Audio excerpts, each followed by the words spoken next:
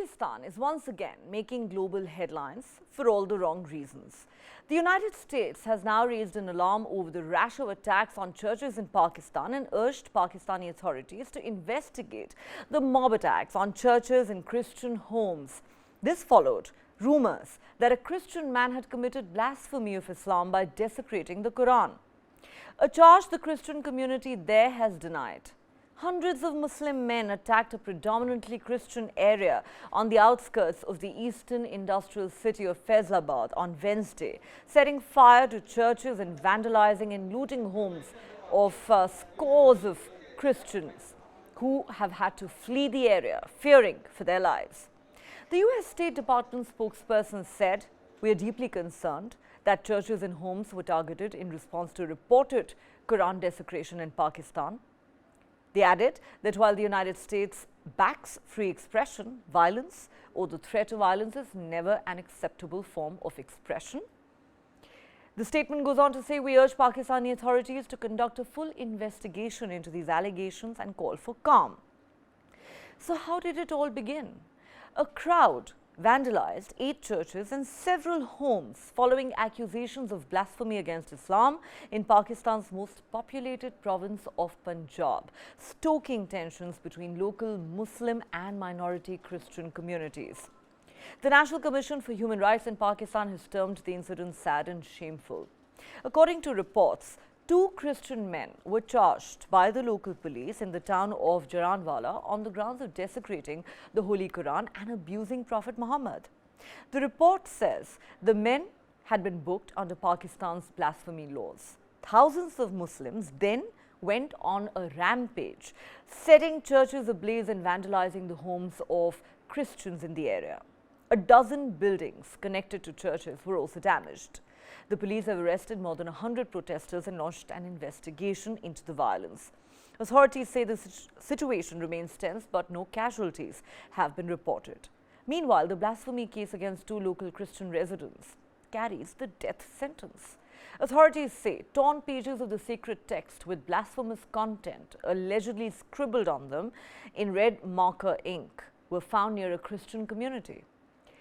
Reports soon circulated around the city and on social media, sparking outrage among the Muslim community. The violence that ensued saw mobs attacking and looting private homes belonging to Christians. Today, hundreds of police personnel were deployed in the area, including outside the main Salvation Army church that was in fact gutted in Wednesday's fire, its walls and windows blackened. Earlier, the rioters had hammered the cross atop the church until it split apart to cheers from crowds below. Almost 500 families have had to flee their homes in 3 Christian settlements. Videos and messages on social media indicated that the mob had been incited using mosque loudspeakers. In fact, the videos show protesters destroying Christian buildings while the police appear to just look on. The mob was mostly made up of people from an Islamist political party called Tehreek-e-Labbaik Pakistan. The TLP has denied any involvement though. The caretaker Prime Minister of Pakistan, Anwar ul Haq, has called for swift action against those responsible for the violence. Pakistani Bishop Azad Marshal in the neighbouring city of Lahore has said the Christian community is deeply pained and distressed by the events. Now, blasphemy is an extremely sensitive issue in Muslim-majority Pakistan, where anyone deemed to have insulted Islam or Islamic figures can face the death penalty.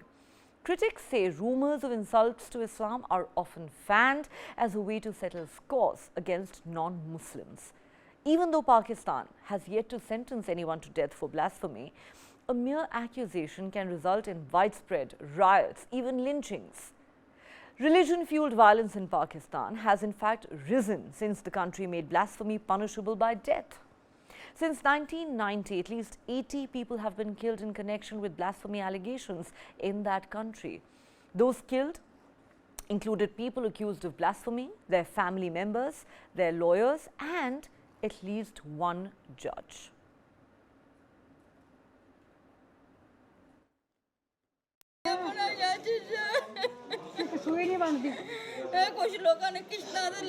ਸਾਡਾ ਸਾਰਾ ਕੁਝ ਤਬਾਹ ਕਰ ਦਿੱਤਾ, ਸਾਡਾ ਕੁਝ ਨਹੀਂ ਬਚਿਆ। ਅਸੀਂ ਇੱਥੇ ਆਣ ਕੇ ਕੀ ਕਰਾਂਗੇ? ਕੀ ਸਾਨੂੰ ਜ਼ਿੰਦਾ ਲਾਸ਼ਾਂ ਸੀ, ਸਾਨੂੰ ਵੀ ਸਾੜ ਦਿੱਤਾ ਜਾਵੇ। ਅਸੀਂ ਵੀ ਖਤਮ ਹੋ ਜਾਈਏ। ਅਸੀਂ ਕੀ ਕਰਾਂਗੇ? ਬੱਚੇ ਇੱਥੇ ਲਿਆ ਕੇ ਅਸੀਂ ਕੀ ਕਰਾਂਗੇ? ਇੱਕ ਵਕਤ ਦਾ ਅਸੀਂ ਖਾਣਾ ਨਹੀਂ ਸਭ ਬੱਚਿਆਂ ਨੂੰ ਦੇ ਸਕਦੇ। बातें हो रही थी, फुसफुसाहट हो रही थी, तो इन्होंने हमें ये वार्निंग किया कि आप ऐसा करें कि आप अपने बच्चों को अपनी ज़रूरी चीज़ें लेकर यहाँ से ना निकल जाएं, क्योंकि हम अपने तौर से कुछ लोगों को तो रोकने की कोशिश कर सकते हैं, जब लोगों की अक्सरियत ज़्यादा हो जाएगी तो हम बेबस हो जाएंगे। जो सारा जो वाक़या हुआ है, हम इधर मौके पे मौजूद थे।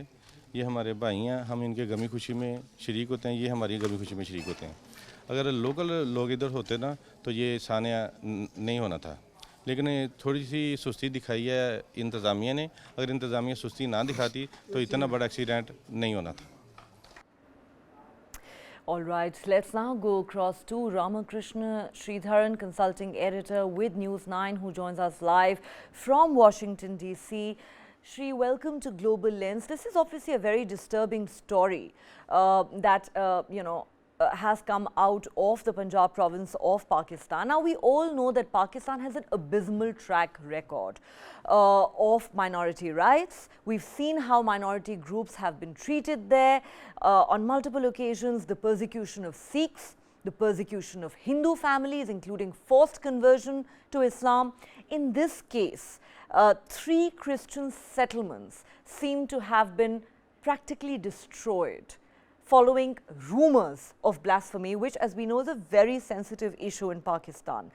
But the question really is that, all the statements apart, do the authorities in Pakistan, look like they're actually serious about cracking down on this? And do you believe that pressure from the United States could help matters? Because the US has expressed grave concern. So, Neha, in a country where blasphemy is punishable by death, such attacks are not just politically expedient, but they're also politically dividend paying for certain people who are in power.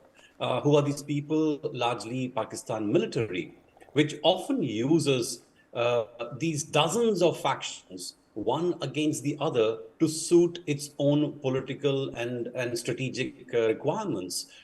For example, it has used some of these outfits to go after the Baloch freedom fighters.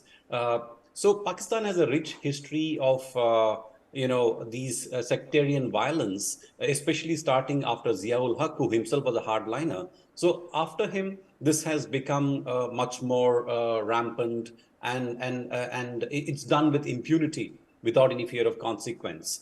So while they were fighting, all the mujahideen, the so-called mujahideen, were fighting the Russians, in Afghanistan, they were occupied. But after the Russians left, their attention turned to India, where, Kashmir, where they are causing problem. So in 2014, Neha, the Supreme Court of Pakistan, no less authority than the Supreme Court of Pakistan, had said that a task force must be set up to prevent such sectarian attacks and violence on minorities and places of their worship. But it's been 9 years since, and nothing has happened. So why is that? It's obviously because there is no seriousness which is there from the administration or the military to curb this, because it suits a certain political an expediency which Pakistan needs as a country to manage different factions. So it's not just the Hindus or the Christians who are getting attacked.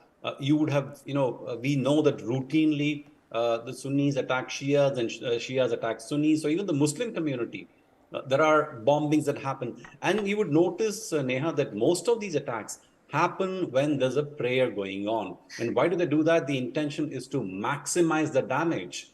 And even in this case, it's not just tens or hundreds of people who attacked the churches, but thousands of people. And this is coming from ground reports, human rights groups which have watched and investigated this. They are saying that thousands of people attacked. And we often find that in this case, there was allegation of blasphemy. But sometimes what happens is international incidents, for example, in Sweden, where Quran burning has taken place, those also find reverberation in Pakistan, because if they cannot carry out attacks in those countries, then they want to get back at Christians or other groups locally. So it's a very complex tinderbox, Neha, which doesn't need much to flare up and explode every now and then, Neha. And I think the US has condemned this in very strong terms.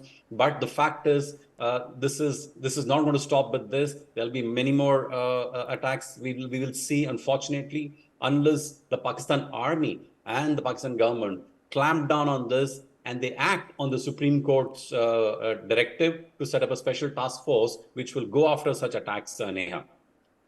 Well, clearly that doesn't seem to be a priority for the government or the military of Pakistan, Shri. As you rightly said, it is indeed a tinderbox, but it doesn't look like the authorities are serious about cracking down on this kind of violence.